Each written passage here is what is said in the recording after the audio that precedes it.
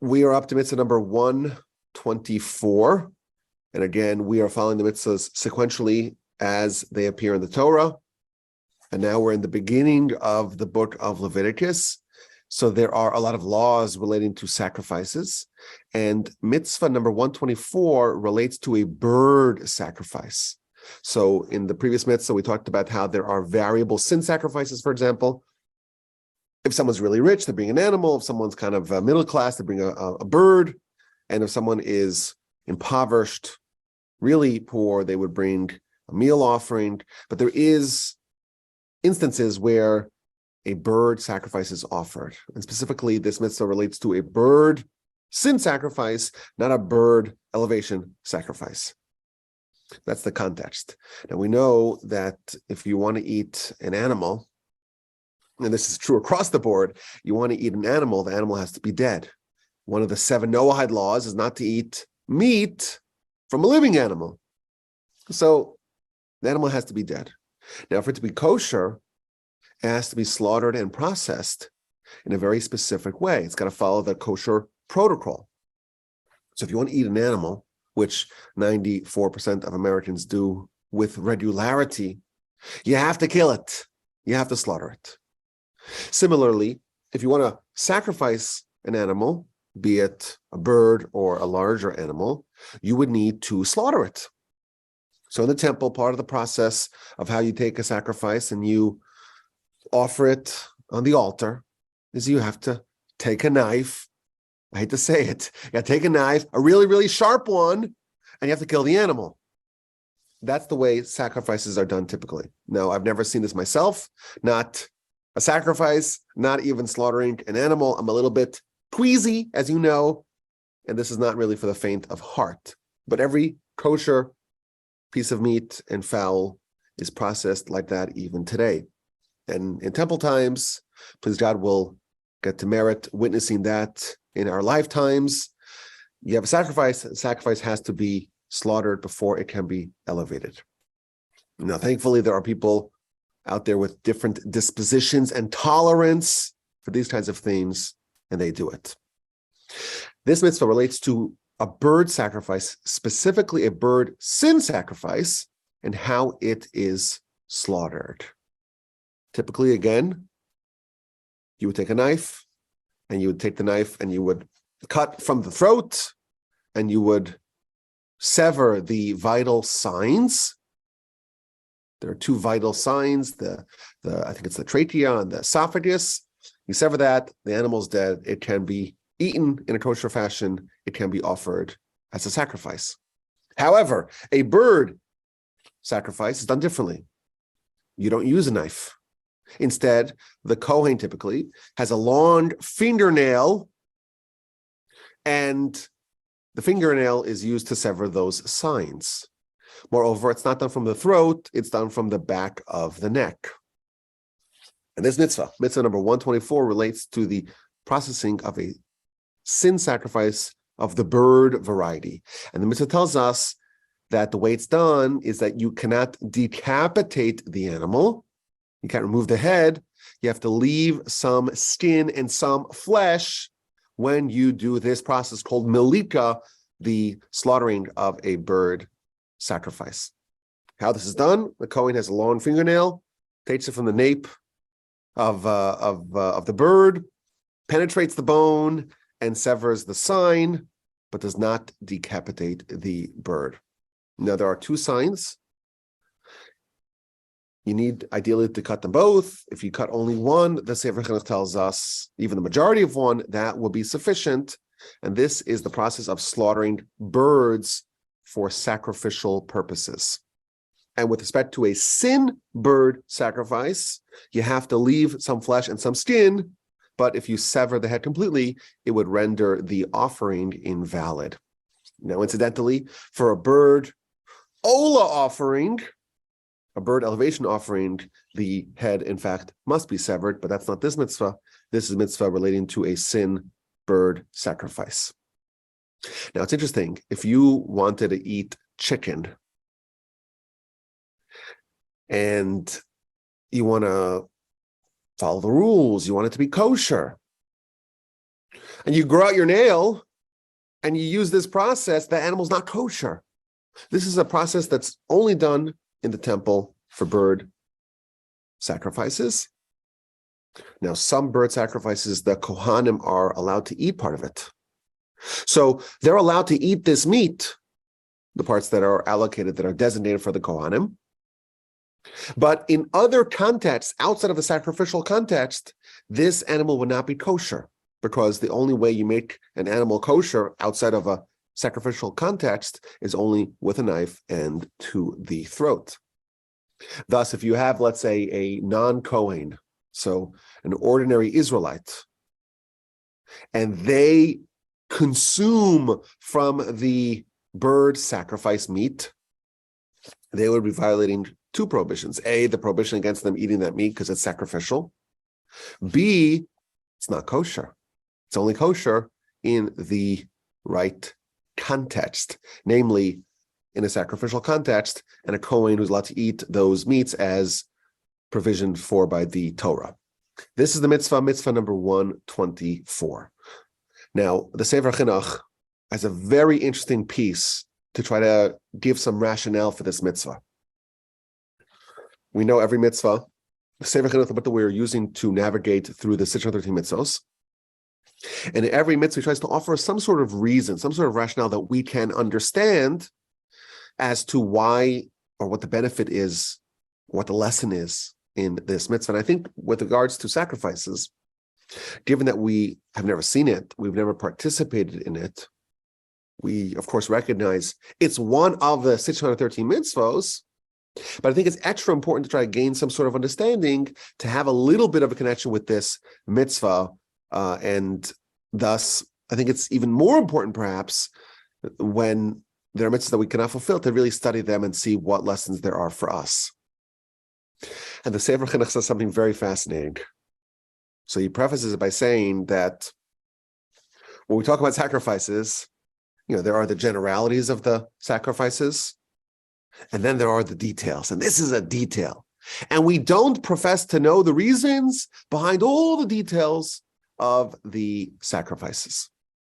And therefore, the way a bird sin sacrifice is offered, the way it's slaughtered, it's a detail, and it's really above us. We don't know the actual reason. Nevertheless, he offers a fantastic idea. And again, he's not suggesting that this is the reason, but it's a lesson that can be very much applicable to us. He notes that the kind of person that brings a bird sacrifice, it's not a wealthy person. It's a pauper's sacrifice. The rich person, they would bring a more expensive sacrifice. So we have a law that tells us that the way you process a poor person's sacrifice is a little bit different than the way you would process a more wealthy person's sacrifice. And perhaps, says the Sefer Chinuch, perhaps this is hinting at the imperative to be speedy, to be expeditious, to be alacritous in processing the sacrifice of a pauper. You don't need to find a knife. You don't need to inspect the knife. You have the implement on your finger. The pauper, says the Sefer Chinuch, they could be an hourly worker. And if you're looking around for a knife and it's taking you a long time, they're going to lose money. They're going to sit around waiting for you. And therefore, you try to make it fast. And you don't use a knife. Oh, and you don't even flip it around on its back. The way you would naturally hold the bird, that's the way you can actually sacrifice it. And that's why you go from the back of the neck, or this is one reason perhaps why you would go from the back of the neck and not from the throat. Fascinating idea. We tend to treat the rich, the powerful, the important, the prestigious. Those people are important. But the paupers, the people we tend to overlook, they can wait. They could wait. If you have a question, well, who are we going to deal with here first? Who's more important? So, of course, our tendency is to say, well, someone's rich and powerful, and they have a lot of connections, and they go right away to the front of the line. The paupers, the people that are less successful, they can wait. Says the Sefer Chinuch. In this mitzvah, which again, we wouldn't connect these two ideas, but in this mitzvah, we learn a very important lesson. The way of the Torah is, if you have a poor person, the person is less privileged, you have to be even faster for them. They shouldn't have to wait. And then he adds another idea at a totally different level. And the birds are typically doves. I mentioned chicken earlier. Chickens are never offered as sacrifices.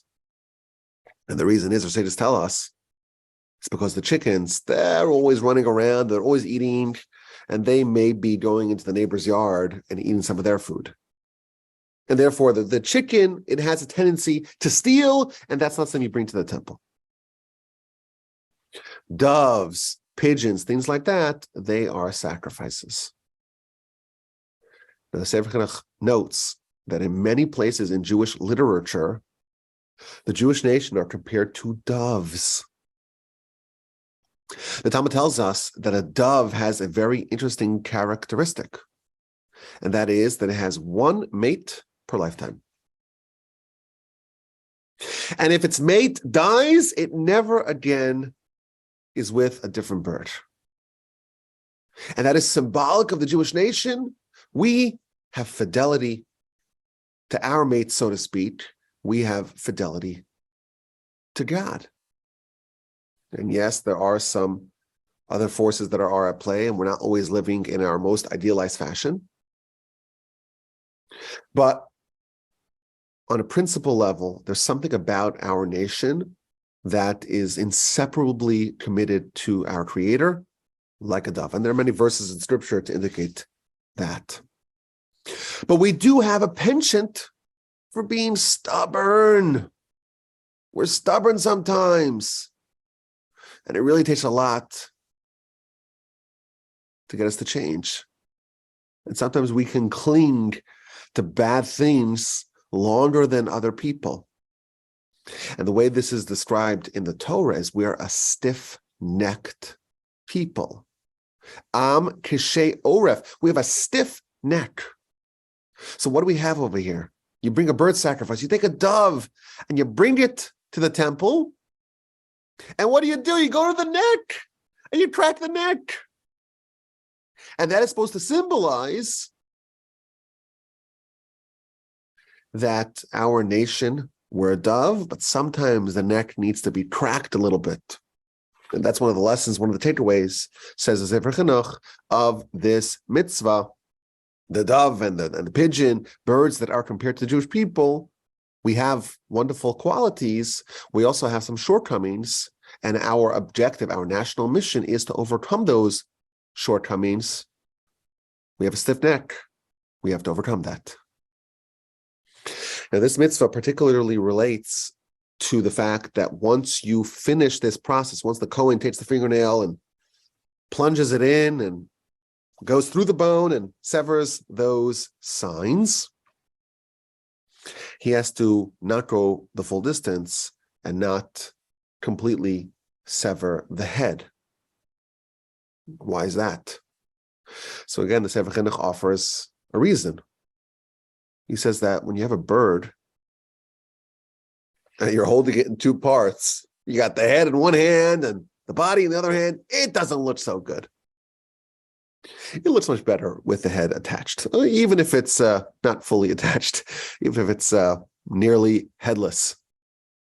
As long as it's still headful, it looks better.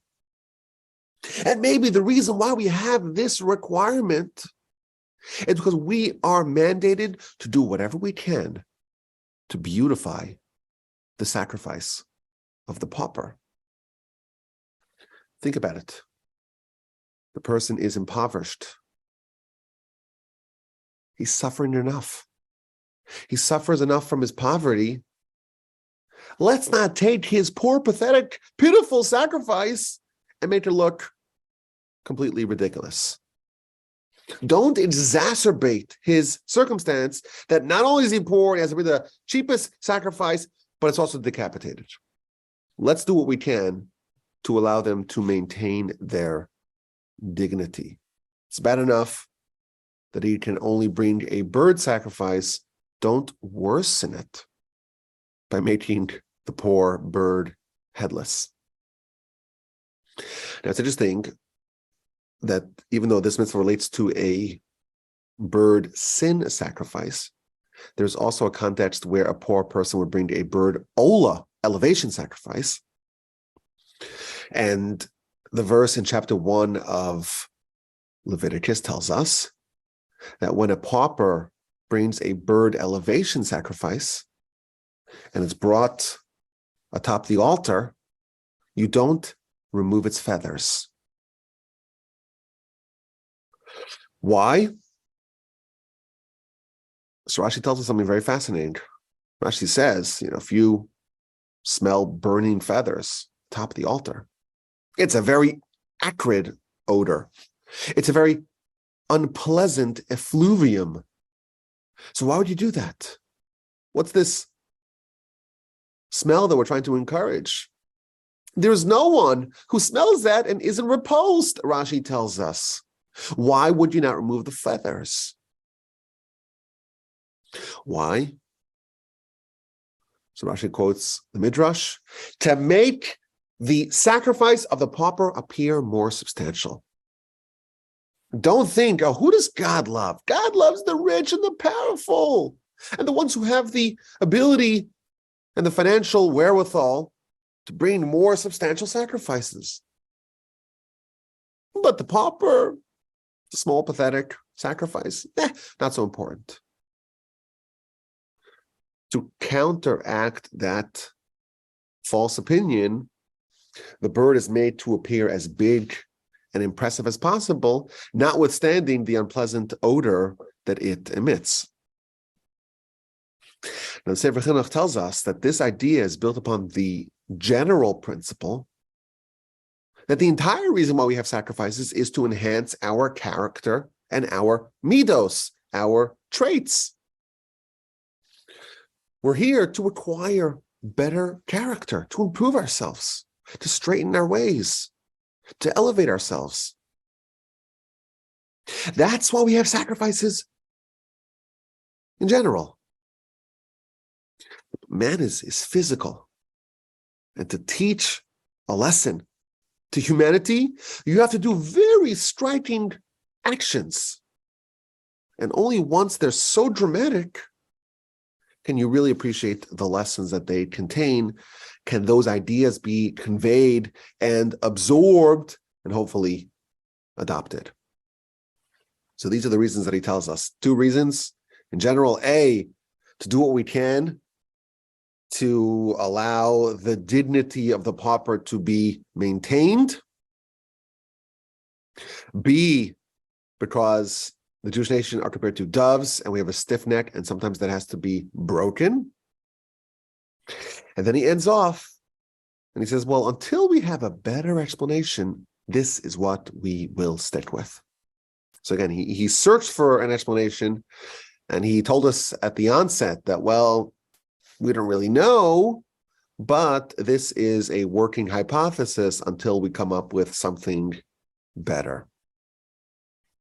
Now, in the laws section of the piece, in every piece, he has the introduction, the general snapshot of the mitzvah, and then the reason, and then the laws or some sampling of laws. And then he connects it to the applicability, who can fulfill it, under what circumstances, etc. So it's a little bit hard to read because it's for someone who's a little queasy, he doesn't give a description of exactly how the bird is held, but he does tell us, which is I found to be very interesting. He tells us that this is one of the most difficult things to do in the temple. The actual way of finding the signs and flipping the bird and holding the bird and positioning the bird and using your thumbnail. It's one of the hardest things to do in the temple, and I found that to be very interesting.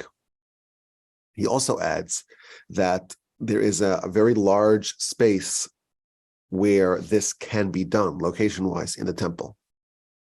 And he says this is another example of this idea that there's an imperative to speed things up. We don't want the poor person, when you think about it, you go to the DMV or the DPS, and you got to sit there and wait for a couple of hours. That's probably the way it was in the temple. I hate to say it. There's hundreds of people bringing sacrifices every day. We want to speed things up for the pauper as much as we can. And therefore, you don't have to have a specific place in the temple where you have to go. Anywhere, really, there's a much larger place where this would be permitted. Now, there's an interesting custom today. I've seen it. It's not very common, but it does exist. Where Kohanim, priests, let their fingernails, specifically the one that you would use for Melika, for this form of slaughtering of a bird, they let their nail grow.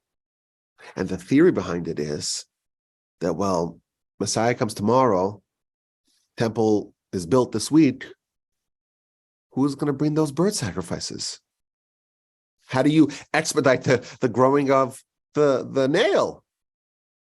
So therefore, in preparation for Messiah, there are some Kohanim that have a custom to not cut their nail on their thumb so that they are ready in the event that Messiah comes, which is interesting. I did speak to my brother-in-law who is a Kohen, and I asked him if he ever had that custom. He says, no, he's seen it, but they don't have that custom in their family.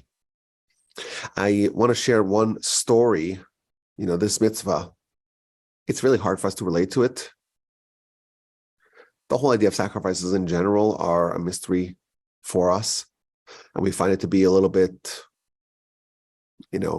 outdated in modern sensibilities. But certainly the rationale of the chinuch, of the Sefer Chinuch, this idea of the imperative to work feverishly on behalf of the poor, not allow them to wait, that's a very valuable lesson. And I heard an incredible story about one Moshe Reichman, if that name rings a bell. He was a very wealthy Jew who lived in Canada. He was a very big real estate developer, owned projects all over the world. He built Canary Wharf in London. At one point, I think he was like one of the richest people in the entire world. But he was a very religious Jew. And he looked like a Rosh Hashiva. He had a very long beard. He was a real scholar, but an incredibly generous person, a great visionary and builder, Moshe Reichman. But you look at him, he didn't look like a mogul, like a business mogul. He didn't look like a billionaire, he looked like an old rabbi. So he was once waiting to meet a fellow developer, and the developer walks out and he sees Moshe Reichman waiting. This is like, one of the biggest real estate developers in the entire world. And he's waiting in the waiting room. So he tells the secretary, well, why are you allowing this man to sit and wait? He's not coming right away. He wants to, you got to bring him in right away. So she says, well, you're a wealthy guy. And sometimes all these rabbis come from Israel. They're trying to fundraise. They want to raise money by you. We don't want, they can wait a little bit. They can wait a little bit. So I thought, I didn't know who he was. A man with a big beard. He looks like he's a rabbi. I assumed he was here to fundraise from you. I said, hey, you can wait. That's what she or he, the secretary, told this individual. And Moshe Reichman says, wait, that's how you treat poor people, needy people, people who are coming to fundraise to collect tzedakah from you? That's how you treat them? You make them wait? I'm out of here. I'm done doing business with you. Which is a beautiful story. And he was someone who really embodied that. He was someone that not only was a very generous giver, but he elevated the status of the people that he encountered and the people that he helped. I think this is a very valuable lesson for us, even though this mitzvah, again, it's hard for us to really connect with it. We do hope to be able to witness it please God, the temple should be rebuilt. I'm about to see it. But this lesson of the Sefer HaChinuch, the importance and the imperative of not allowing the poor people, let them wait, let them sit around and wait. That idea, I think, is a very powerful one, a very useful one for us to think about, to ponder, and to learn from. If you want to send me an email, of course, you know the email address. It's rabbiwolbe@gmail.com. All questions, comments, and feedback are appreciated.